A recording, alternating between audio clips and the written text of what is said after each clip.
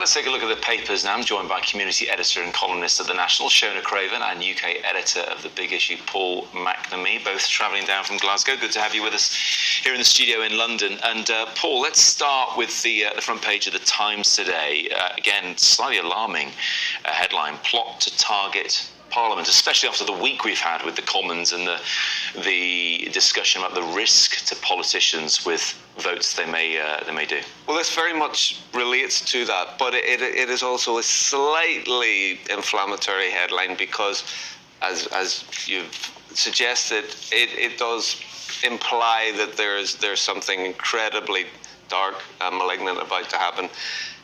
As it happens, it wasn't particularly pleasant, but it was a pro-Palestinian activist, Ben Jamal, who on Wednesday, ahead of all those chaotic scenes in Parliament, was encouraging pro-Palestinian supporters to go to Parliament and to try and gain access, not illegally, but as people are allowed to meet their MP, to see if they can meet their MP and make the case for the pro-Palestinian voice.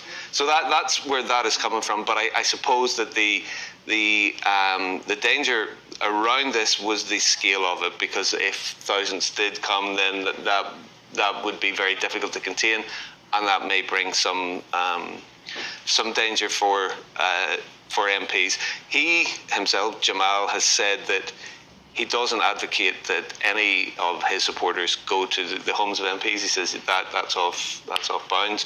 But at Parliament, he thinks that people should be able to make their voice heard. And the other thing I think that is interesting about this, because of, again, its implication and subtext to some of these things, is that Jamal is a Christian Arab, and he comes from a Christian Arab family.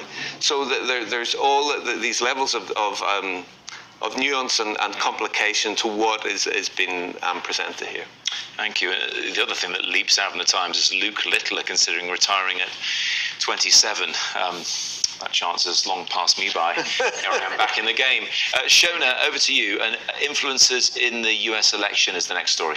Yeah, this is an interesting story in the Financial Times, especially because, as the headline says, micro-influencers loom large in polls. So we're not talking here about people with millions of followers. In some cases, they might have just hundreds or tens of thousands, it says. And they're talking about this space of social media and social media influencers as a loosely regulated one. And so it's an opportunity for these, what they call super PACs, political action committees, to have an influence and target particular types of voters, demographics that they might not be able to reach through some of the more traditional media.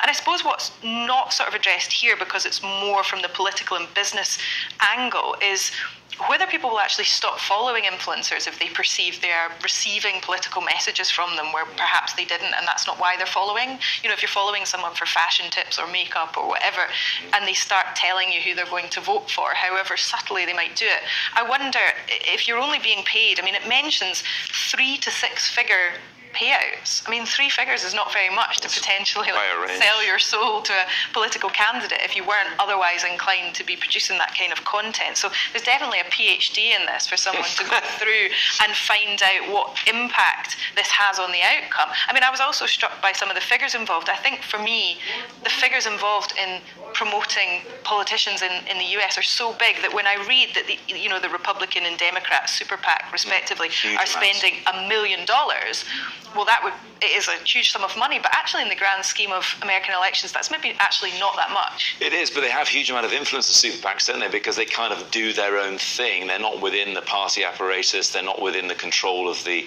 candidates. And they can just suddenly decide we're going to spend a fortune on this ad in the middle of the Super Bowl, for example. So the level of influence in the US election in particular, whether it's small or huge, is in a different league to everywhere else. And also whether it's covert or overt as well. I'm not sure if some of these things would be, hashtag ad, or whether it would be a bit more subtle than that. And so I think there will definitely be lessons to learn about any more regulations that might be needed after this election.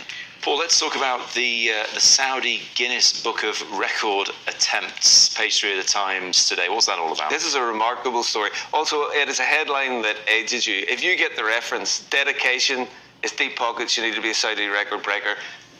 Of course, I get the Roy Castle, Norris McWhirter. My youth is coming back to me again, aging me a lot more than that Luke Littler headline. But bring us up to speed on. Well, this the Guinness World Records. They are not just there to measure people sitting in a bath for a long time. What they're doing now is improving the public image of some very of nations who need it.